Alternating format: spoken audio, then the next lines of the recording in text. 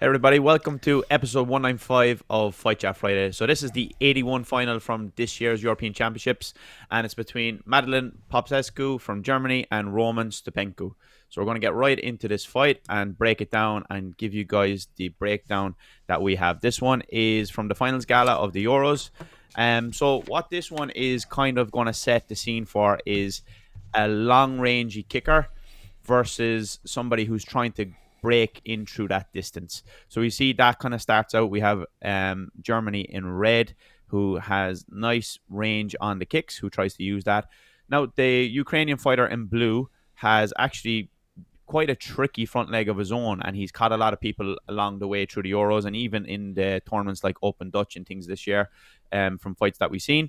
But so far, there is a lot of distance to be able to get through there, Adrian, from the range that the German fighter is posing with that front leg, and also using the trampoline style to good effect. Yeah, we've got a good contrast of styles here. So with our German fighter having a shorter and taller stance, the left leg lead, which is typically we do expect to see that little bit more challenging kicking. If there's a bit of flexibility in that left leg lead against right leg fighter, it always makes for an interesting fight. We can see Stupenko then as well. He's taking that longer and lower stance, and he's setting his hands as well.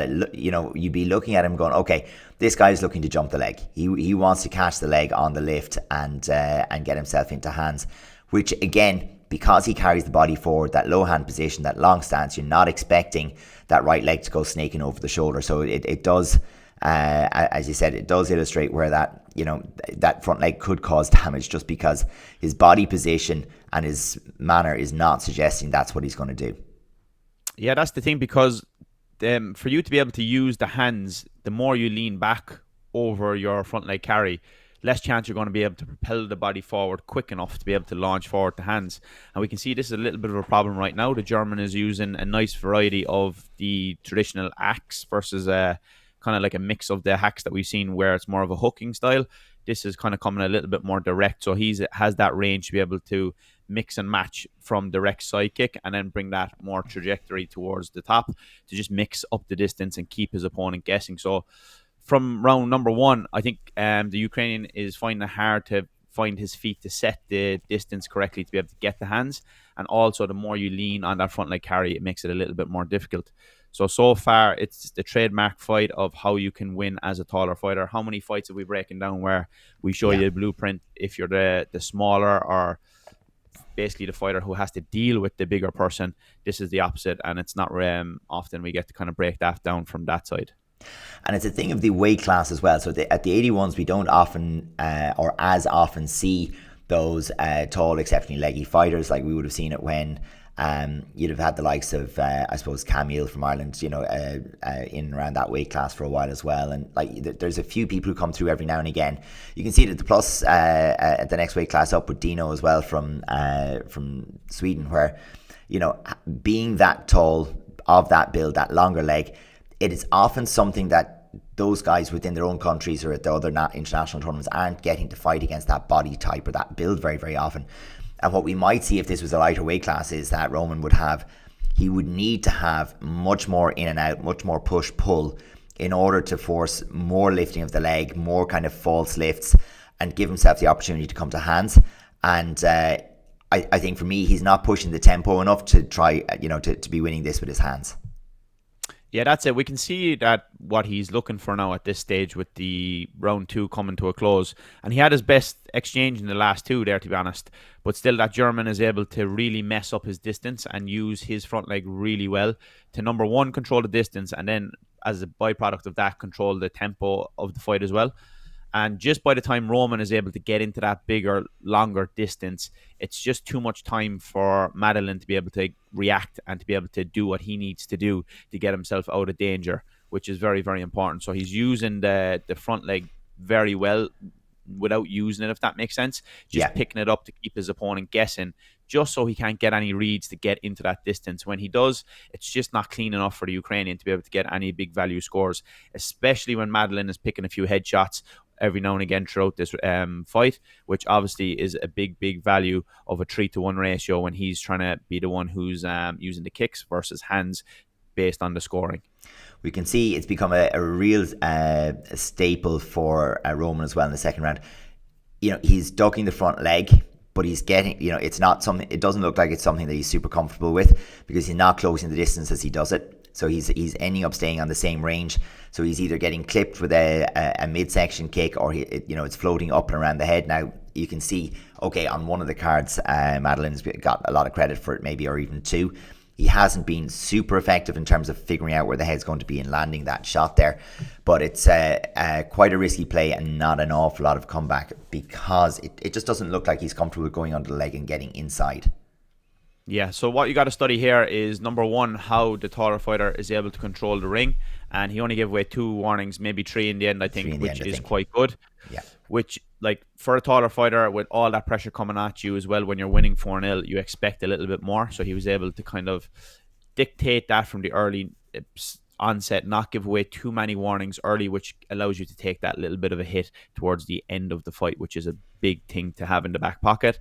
And then also to be able to use his own front leg to maximize the distance he has. So, like, if you're a fighter who has a particular style or a particular body type, you need to be able to maximize that and give yourselves all the advantages you can. And obviously this is something that the German has done. And then on the flip side, maybe that's a problem that the smaller fighters in this division have to be able to come up with to get the better of this. So how do you do it? Realistically, you're going to have to be able to match him or clash with him often with the front leg as best you can without getting clipped. And then you have to be able to get the hands, which is a tall order to ask, because he's able to control that distance so well. And by the time you get through the long range to mid range, he's already have to readjust and being able to counter or maybe get his own hands going or his own leg back in play. So it's a tricky task. Yeah, I do think you have to really set your stall on that tempo as well, and the distance between the two of you. So you're going to have to try and invade his space and get him lifting his leg as a response as often as possible, because that's more fatiguing than when he gets to determine the moment to lift his leg and create pressure. So you have to kind of constantly test into his space and force those leg lifts, wear it down, and you're going to have to sustain that concentration and that higher tempo for a longer period of time in order to make that happen. Because again, I think Roman's perfectly capable of spoiling with the front leg. He could have kicked into the leg a little bit more and see what's available from that. But I think the big scores were going to be coming from the moments in the middle of the ring where you could get the hands and drive and get the finishing shot on. We saw a switch leg back kick under the leg was quite nice. There was I think one open side and turning kick as well that looked quite good. But for the most part, the pressure comes when he can get through and under the chin and get Madalin pushed back. Yeah, he had a little bit of success in that corner towards the right-hand side of the screen where the camera was set up. So you see a little bit of success there when he was able to use the leg to push Madalin back into the corner and then be able to set up some combinations from there. But we see in the stats there now, what we're going to have a look at, they kind of match each other in terms of numbers. So you need, like, if you're the one who has to fight a fighter who is much bigger and has a lot of range on you, you're going to have to bring a tempo to them, which is uncomfortable. You can't let them settle and dictate the pace. And we can see based on the numbers were quite similar. Actually, probably this is the fight I think that we've looked at so far from all of them, which has the closest numbers. And we'll see it in a little bit more detail in the next one. Like, their percentages are quite close. As you can see, contact made 23 versus 22, and the attempts very, very similar as well. So I think there's no other fight that we've had this comparison. And if you can up the tempo on the person who's able to control and be comfortable in the longer range, I think that's a tall order to be able to get the win there without getting any clear scores. Yeah, for not a particularly high tempo match, the number of attempts across the match is reasonably okay. The contacts may be a little on the low side, but again, we come back to this idea of how visible as well are the contacts, what's the quality of the contacts. And if you're the taller person making contact mostly at longer distance with the leg, it's quite a visible thing for the referees to see. So that's just something to bear in mind. Yeah, probably need to make it a bit more of a little bit more of a scrappier match as well, maybe, not to leave the person with the range to be able to pick off nice, clean, clear shots. And with 11 restarts in the last slide that we've seen, that kind of alludes to the fact that it wasn't as scrappy as it probably needed to be for Roman to be able to get a little bit more of a return from his interactions. There was 16 exchanges, And when they were first into contact, Madalin was the first one usually, and they were pretty much balanced on the last in contact. So you kind of have to sway that one way or the other if you want to be the person who's able to mess up the person who's nice and comfortable at that long range. Yeah, and I think that was part of the key, is the range was kept long, and a lot of these exchanges happened at that longer range, where, you know, if the taller fighter is able to get into contact first and you're not able to stay in contact because of that, you know, that it's going to end up in their favor as well. You need to be breaking their range and getting inside of the range to get effective scores against someone taller than you. Yeah, and we see like there was one decision flip, which also shows us that he was able to control it from the start and use the length of his ring. The length of his leg. So then you see that he therefore controlled the ring control, the tempo, and the distance battle pretty well. Yeah. So he controlled that fight throughout, really. So you have to be able to put a little bit more on them. Like we see as well, there was average score of 8 for Madalin, which clearly, if you're the one at range using the length of your leg, it's going to be more kicks that are scored. I know his very first shot was punches scored, and that got him 4-0 ahead. But then after that, it was the length of his leg, because the Ukrainian fighter couldn't bypass that range. It's going to be higher value scores always then, of course, when you're trying to dictate and get in to close the range to get the hands, and they just keep scoring with the leg. It's just going to add on more and more and compound more points because of the value of scores we have in ITF.